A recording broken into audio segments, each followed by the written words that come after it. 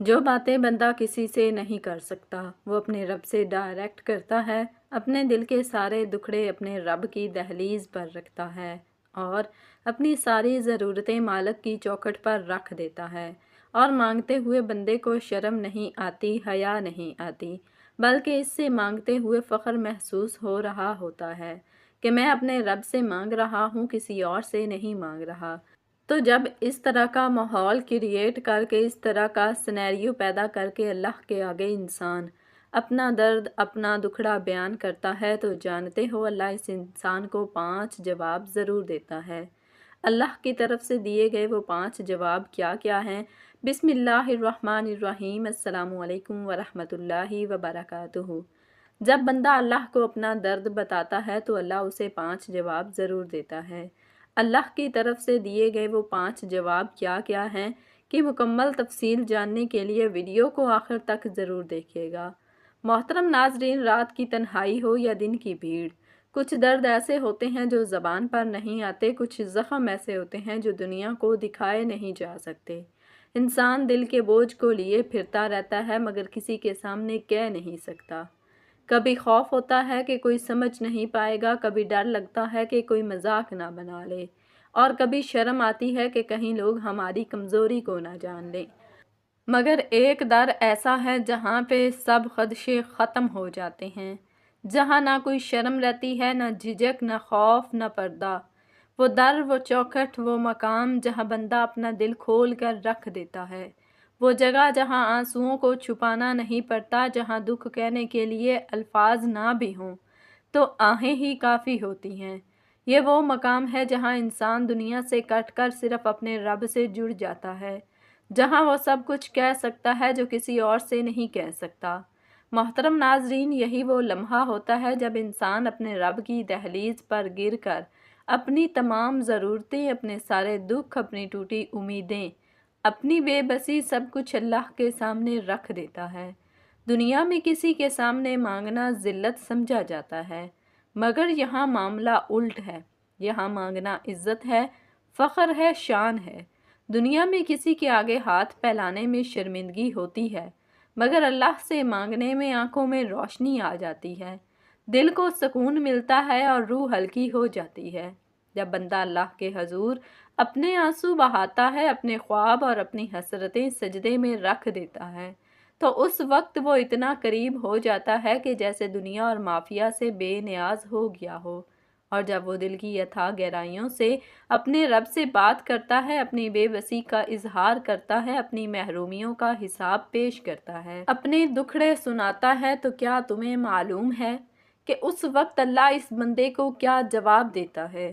کیا تمہیں معلوم ہے کہ جب ایک بے بس اور مجبور بندہ ٹوٹے دل کے ساتھ اپنے رب کے سامنے سسکیاں لے کر اپنی حالت سناتا ہے تو اللہ کی طرف سے کیسا پیغام آتا ہے؟ کیا تم جانتے ہو کہ وہ بندہ جسے دنیا والے کمتر سمجھ رہے ہوتے ہیں، جسے مایوسی نے گھیرا ہوتا ہے، جب وہ اپنے رب سے ہم کلام ہوتا ہے تو اس کے لیے اللہ کی جانب سے کیا خوشخبری آتی ہے؟ اگر تمہیں اس کا اندازہ ہو جائے، اگر تمہیں وہ جواب معلوم ہو جائے تو تمہارے رونگٹے کھڑے ہو جائیں، تمہارے دل کی دھڑکنیں تیز ہو جائیں اور تمہاری آنکھوں سے آنسو رواں ہو جائیں۔ جب بندہ اللہ کو اپنا درد بتاتا ہے تو اللہ کا پہلا جواب، میں تمہیں تم سے زیادہ جانتا ہوں۔ جب بندہ اپنے دل کا درد لے کر، اپنی بے بسی اور اپنی تکلیفوں کا بوجھ اٹھا کر اللہ کے دربار میں آتا ہے، آہیں بھرتا ہے، سجدے میں گر کر روتا ہے، تو اللہ تعالیٰ اسے سب سے پہلے یہ یقین دلاتا ہے، اے میرے بندے، میں تمہیں تم سے زیادہ جانتا ہوں، تمہارا ہر درد میرے علم میں ہے، تمہاری ہر تکلیف مجھ سے پوشیدہ نہیں، تمہاری ہر چیخ سنے بغیر بھی میں جانتا ہوں، تمہارے آنسو کو دیکھنے سے پہلے بھی میں سمجھتا ہوں۔ اللہ فرماتا ہے، اور بے شک ہم نے انسان کو پیدا کیا ہے اور ہم جانتے ہیں جو وسوسے اس کا نفس ڈالتا ہے، اور ہم اس کی رگے جان سے بھی زیادہ قریب ہیں۔ یعنی بندہ جب دعا میں اپنے درد بیان کرتا ہے تو اللہ اسے احساس دلاتا ہے کہ مجھے تمہاری تکلیفیں گنوانے کی ضرورت نہیں، میں سب جانتا ہوں، بلکہ میں تمہیں تمہاری اپنی ذات سے بھی زیادہ جانتا ہوں۔ اور یہ سن کر بندے کا دل مطمئن ہو جاتا ہے، کیونکہ دنیا میں کسی کو یہ شکایت ہوتی ہے کہ اسے سمجھا نہیں جا رہا،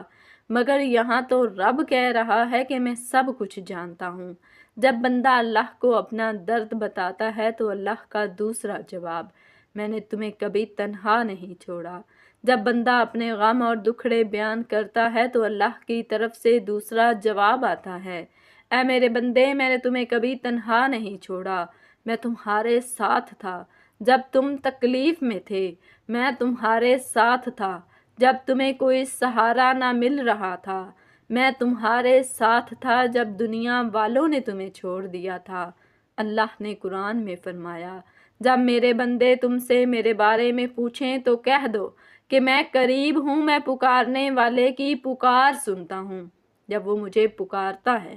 یہ وہ لمحہ ہوتا ہے جب بندہ سجدے میں رو رہا ہوتا ہے، اپنے درد سنا رہا ہوتا ہے، مگر اللہ اسے احساس دلاتا ہے کہ تمہارے وہ سارے آنسو جو کسی نے نہیں دیکھے میں نے دیکھے، وہ ساری تکلیفیں جو تمہارے دل میں دفن تھیں میں ان کا گواہ ہوں،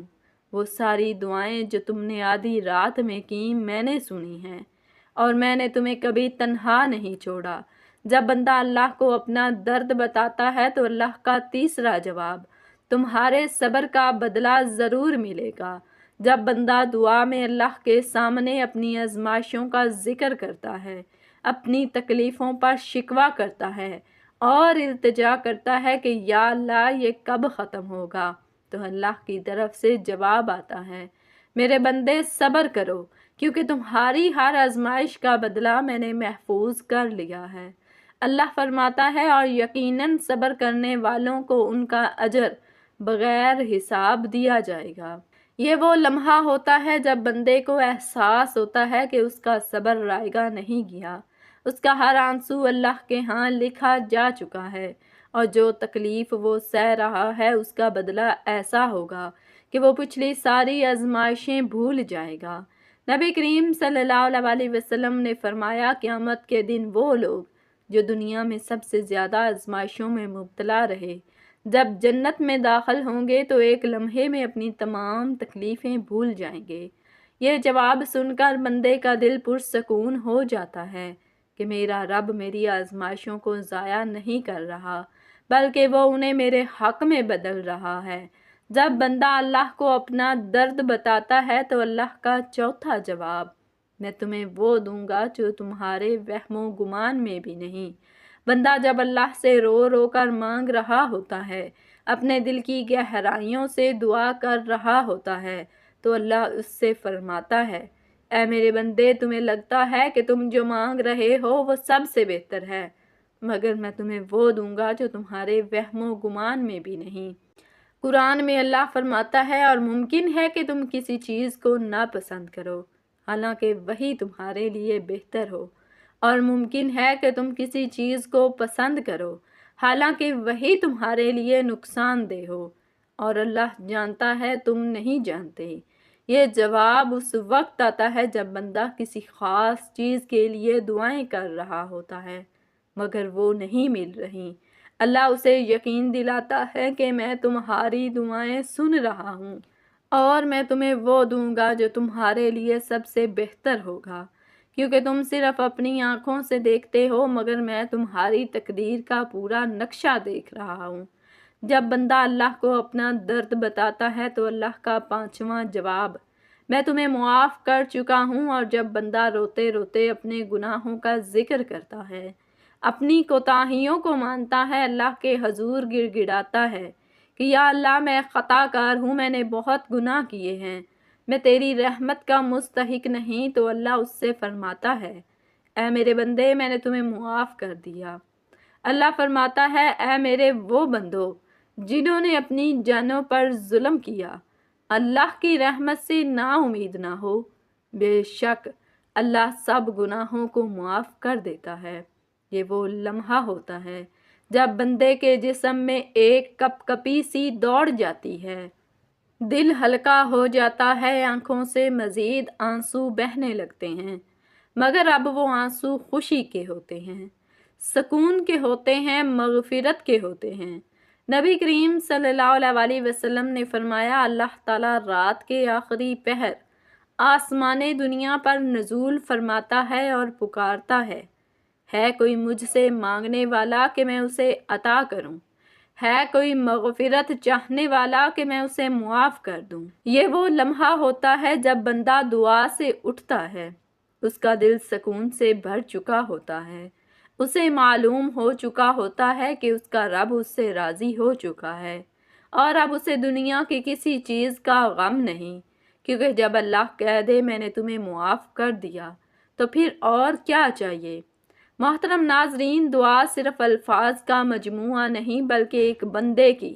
اپنے رب سے وہ نیاز مندی ہے جو اسے دنیا کی ہر چیز سے بے نیاز کر دیتی ہے۔ جب ایک کمزور، بے بس اور حاجت مند بندہ اپنے رب کے سامنے جھکتا ہے، اپنے ہاتھ پھیلاتا ہے، اپنی زبان سے التجا کرتا ہے، تو وہ در حقیقت اپنے وجود کا سب سے بڑا اعلان کر رہا ہوتا ہے، اے میرے رب، میں کچھ بھی نہیں، سب کچھ تو ہے، میری کوئی طاقت نہیں، سب اختیار تیرا ہے، میں خالی ہاتھ آیا ہوں اور تیری رحمت کے سوا میرا کوئی سہارا نہیں۔ یہی وہ لمحہ ہوتا ہے جب دعا بندے کو سب سے بلند مقام عطا کرتی ہے، کیونکہ یہی وہ عبادت ہے جو بندے کو اس کے اصل مقام پر لے آتی ہے، یعنی ابدیت اور عاجزی۔ نبی کریم صلی اللہ علیہ وسلم نے فرمایا، دعا ہی اصل عبادت ہے، کیونکہ جب بندہ دعا کرتا ہے تو وہ در حقیقت اپنی بندگی کا اظہار کرتا ہے، اور یہی بندگی انسان کی سب سے بڑی پہچان ہے۔ سوچو، جب تمہاری ساری ضرورتوں کا کفیل وہی ہے، جب تمہاری زندگی کی سانسیں بھی اسی کے حکم سے چل رہی ہیں، جب تمہاری بھوک، تمہاری پیاس، تمہاری خوشیاں، تمہاری تکلیفیں، سب کچھ اسی کے قبضے میں ہیں، تو پھر کسی اور کے در پر کیوں جایا جائے۔ ناظرین، ویڈیو کیسی لگی؟ ویڈیو کو لائک کر دیں، شیئر کر دیں، مزید ایسی ویڈیوز کے لیے ہمارے چینل کو سبسکرائب کر دیں۔ جزاکم اللہ خیرا کثیرا۔